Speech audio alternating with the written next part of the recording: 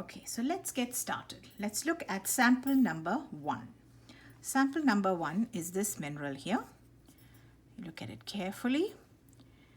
So when I look at it, I see that the first thing I notice is that it is gray in color. It has a metallic luster. It's shining like a metal. So it has a metallic luster. And as I'm holding it, it's rubbing off on my hands. It's very soft. I can, of course, it is softer than this metal nail because it's making a mark here. It is softer than the penny. Penny is also making a mark. It's also softer than my fingernail. So it's a very, very soft mineral, and it rubs off. It's very slippery, rubs off very easily. So you go to the flow chart and you look at the flow chart for metallic minerals. And the first step is, what is the mineral's hardness? So we just determined that it is a very soft mineral. So among the soft minerals, the next step is, what is the mineral's manner of breaking? Is it going to fracture or does it cleave? So can you see any cleavage planes? Cleavage planes are planes along which a mineral tends to break. Smooth planes. I don't see any planes. It seems pretty uneven and rough. The broken surface is pretty uneven. So this mineral, we'll say, has poor cleavage. Now when you go to the list of minerals that have a poor cleavage and are metallic and soft, the next step is to test its streak.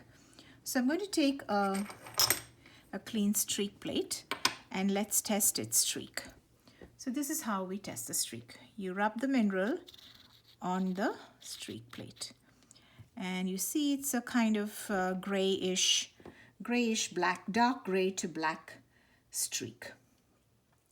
So if you look at the list of minerals that have a dark gray to black streak, the first one is chalcopyrite. And that tarnishes golden brown or bronze. So that is not this one. The next one is bornite, again brownish bronze and with iridescent blues. That's not this mineral either. Then there's another one, pyrrhotite. Also may contain iridescent colors, tarnishes dull brown. That's not it. The next one and the last one is, color is dark silvery gray to black.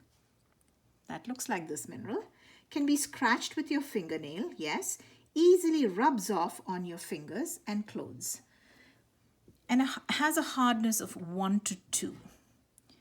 And that mineral is graphite.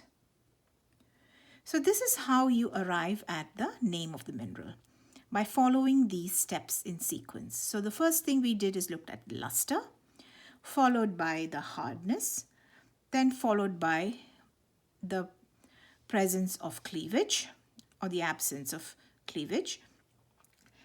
And then we looked at the streak of the mineral and then read the description of the minerals that fit these properties and then arrived at the name of the mineral. So this mineral is graphite. Now this is a mineral that is found in our pencils, and the reason we can use it as a pencil is because it easily rubs off onto the page, because you can write with it. So this is a specimen of graphite.